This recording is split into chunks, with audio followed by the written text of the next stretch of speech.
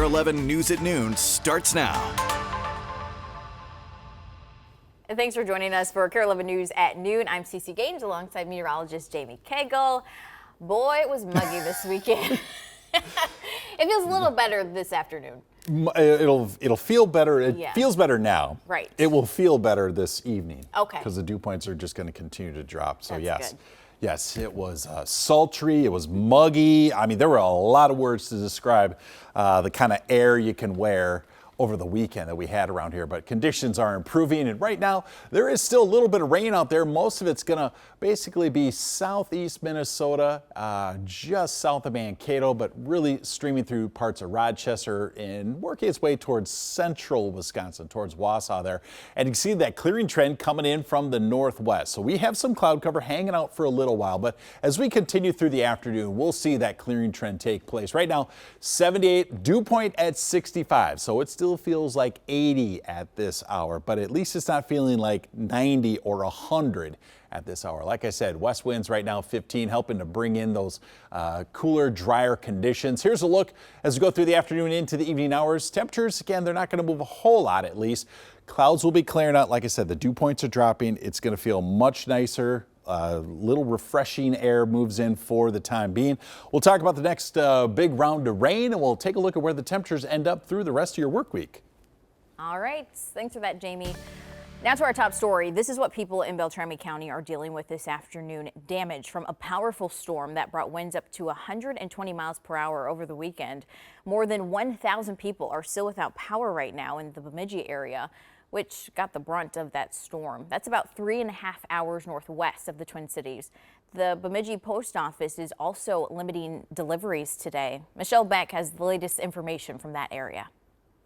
I've been watching this power outage map all morning long. The number of outages has gone down over the past 48 hours, as you can generally see here, but still there's all these customers left in the dark. You can see the damage to power lines, plus huge trees on their sides. The mayor of Bemidji says there isn't a single home or business that was not impacted. All this is due to top wind speeds as high as 120 miles an hour, according to the National Weather Service. Last night, the emergency management director described a 10-mile wide swath of damage, and residents realized a hard truth. There's parts of our city that I think are probably never going to look the same again. I realize that, but we're all going to be here, and we have something new to look at, probably. And that is the hope. All day yesterday, you could hear chainsaws running as cleanup intensified. But with all these outages still, the emergency management director says it may take some customers a week to get their power back. Back to you. We're also tracking impacts on the road from this week's extreme heat. The Minnesota DOT is working this afternoon to address several areas where the pavement buckled. The latest happened overnight. Take a look on 394. This is right near Penn Avenue in Minneapolis. That area is now back open. It opened up right at 5 pretty much. If you come across a stretch of buckled road this afternoon, you're asked to call 911 to report it. This is Highway 610 near Highway 252 up in Brooklyn Park, where crews had to stop traffic last night to repair a buckle across the eastbound lanes. You can stay up to date with your latest forecasts on KARE 11 Plus. Don't forget to report any buckling roads you're seeing. Our streaming app for your TV is KARE 11 Plus. Just download it. Scroll to KARE 11 Weather Impact 24/7 for local forecasts, live radar around the clock. All right, now to overseas. Tensions continue to rise today as Israel hits more government targets in Iran. It comes as U.S. forces in the Middle East brace for Iran's response to American strikes. NBC's Kara Simmons has the latest from Iraq. Hey there, good day to you. We are, again, just a short distance away from that U.S. base here in Erbil, where they are, like so many bases across the region, on high alert. This one of the closest installations, U.S. installations to the Iranians, likely to be a target depending on what Iran decides to do. There have been drones go down in this region just in recent days. Meanwhile, across the Middle East, airlines cancelling some routes into the Gulf, and in Qatar, we're told that staff there at the base, the U.S. base there, have been told to shelter in place this morning out of an abundance of caution. Meanwhile, inside Iran, about 2 hours from here, the border, The question today is, where is that highly enriched uranium that Iran had? Is it still in the hands of the Iranians? How do they ensure it doesn't fall into the wrong hands? Meanwhile, on the question of regime change, news today that Israel targeted a notorious prison inside Iran, blew the doors off. The Iranians say no prisoners escaped, but it does indicate that Israel is still interested in trying to foment change inside the country. Keir Simmons, NBC News, Erbil, Iraq. Minnesota Governor Tim Walz posted on X that his public safety team is on high alert for threats to Minnesota. We spoke with a local human rights activist who grew up in Iran. He argues this escalation in the Iran-Israel war comes after years of Iran negotiating in bad faith with the U.S. over developing its nuclear capabilities. I look at it as something that's a long time coming. There's a difference between Iran as people and a nation and the regime in power as called Islamic Republic.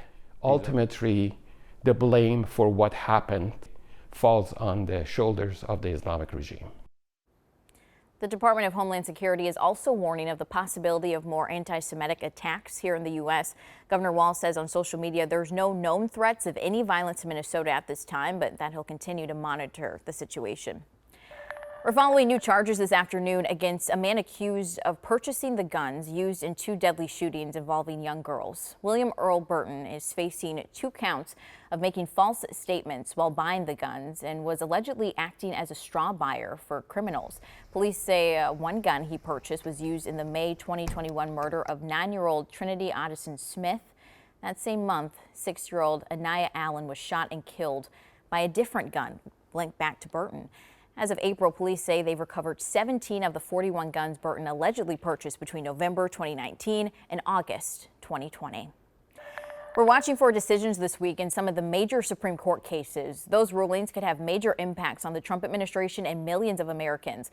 The outstanding cases include major decisions on birthright citizenship, LGBTQ books in schools, Planned Parenthood funding, and more. The court is expected to release its opinions on Thursday. Well, the next time you need health care, it may be easier to navigate the insurance process. A group of insurance companies says they've committed to streamlining the pre-approval process. A news release says that means they'll work toward a common electronic process that will speed up the decision timeline and give clear explanations of how they made their decision. Insurers have also agreed to narrow the number of claims that need pre-approval. Here's a look at the insurers involved. It includes United Healthcare, Aetna, Cigna, Humana, Elevance Health, Kaiser Permanente, and dozens of Blue Cross Blue Shield plans. The goal is to have the plan in place by 2027. Hey, it's summertime, and that means play dates for a lot of kids. Right now, the CDC says accidental shootings remain a leading cause of death for kids and teens in the U.S. Coming up today on KARE 11 News at 4, how to ask about firearms in homes before your child's visits. Well, starting tonight, new security measures are taking effect at Boom Island Park after a deadly mass shooting there earlier this month. The Minneapolis Park and Recreation Board says the park entrance road and parking lot will close now at 9 p.m. The park, though, will still stay open past that time. A mobile camera set up there after the shooting will remain, and the park board's violence prevention team will be patrolling the area. We're just 2 weeks away from the 4th of July, and today we're seeing new projections about travel for the holiday. AAA's newest report says more than 70 million Americans are expected to travel this year, up from last year. The agency expects more than 60 million to drive to their destinations, which would set a record. Another 6 million will fly. There's no word yet on when we could see gas prices start to go up. And some good news if you're hitting the road. A new survey released today shows Minnesota ranks the best in the country for summer driving. The Wallet Hub report is based off a number of factors. Our state ranked the highest in things like safety on the road, driving laws, and scenic byways. We're closer to average when it comes to the number of attractions. On the other end of the list, Delaware ranks 50th.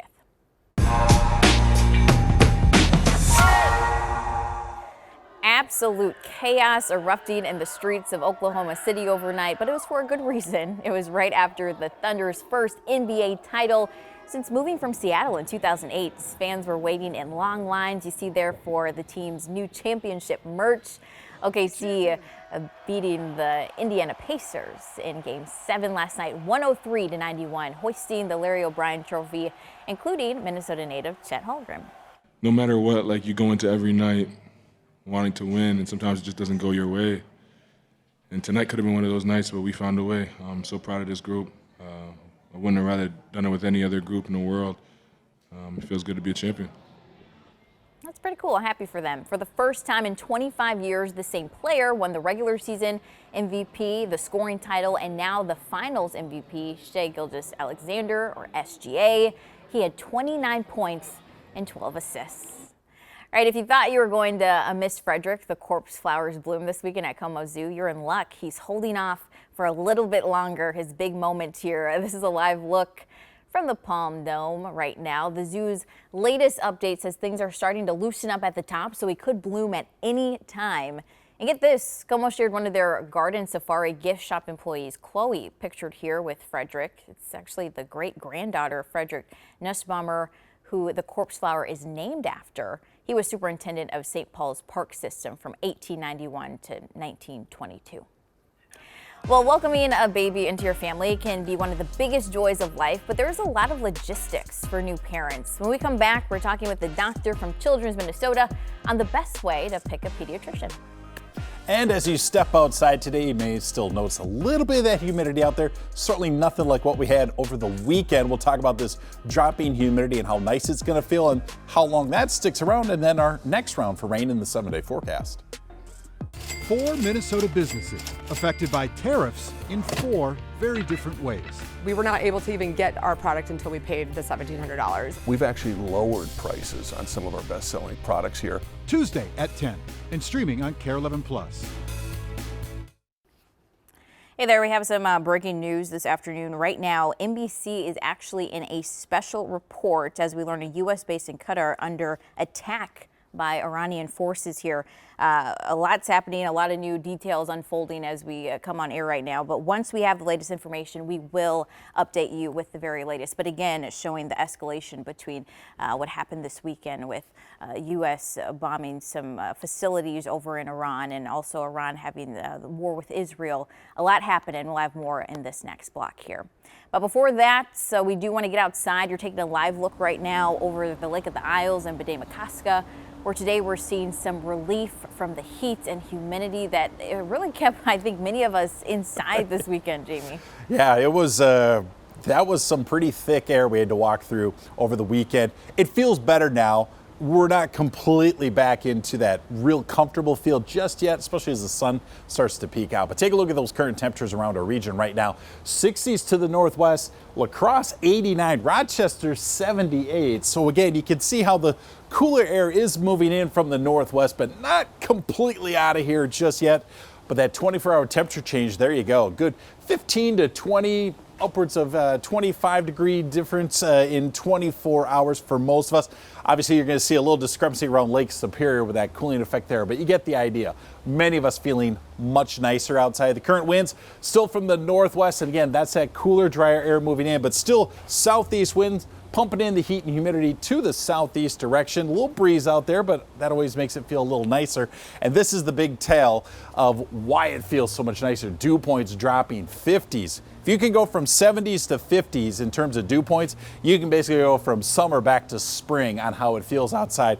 Still improvement, but yes, you're going to notice the humidity, but it's not what we had over the weekend. Dew points will continue to drop as those northwest winds fill in across the rest of the region. So it's just a matter of time before it starts to feel a little nicer outside. Right now, our feel-like temperature, our heat index 80 in the Twin Cities. Just move up the road a little way, St. Cloud feeling like 70. So it's almost here. But yes, look at that. La Crosse feeling like 95 at this hour. It feels nearly 30 degrees cooler in Thief River Falls with a 66 on the map there. Satellite and radar clearing trend is taking place right now, so we'll get more and more sunshine. The good news is, as that sun is moving in, those dew points still drop. So we're not going back to that summer weekend, again, that sultry air that we have. We're going to continue to see isolated rain popping in parts of southeast Minnesota. We've had some showers around Owatonna. So again, we'll still see some rain on the radar, southeast Minnesota, and there may even be a few good downpours a little closer to Rochester as you go into those evening hours later this afternoon. Continuing into your Tuesday, you'll start to see the clouds building in from the south, but it looks like it'll end up being maybe more of a bright white sky as you get into the afternoon hours. The heavier cloud cover, that thicker cloud cover moves in for Wednesday, and that's when the really good chance of rain starts to move in. We're going to keep an eye on the weekend as well. But checking out that excessive rainfall for Wednesday, this is what we're highlighting right now. Should be some very good rain, some thunderstorms there, and that's why it'll be our next KARE 11 weather impact alert. Checking out that 7-day forecast, you can see there it is highlighted on Wednesday. High temperatures, though, pretty much close to seasonal. We should be near 80, 81 degrees. So again, nothing too crazy in terms of temperatures, but yeah, hit and miss with that rain, especially Wednesday and Thursday at this time.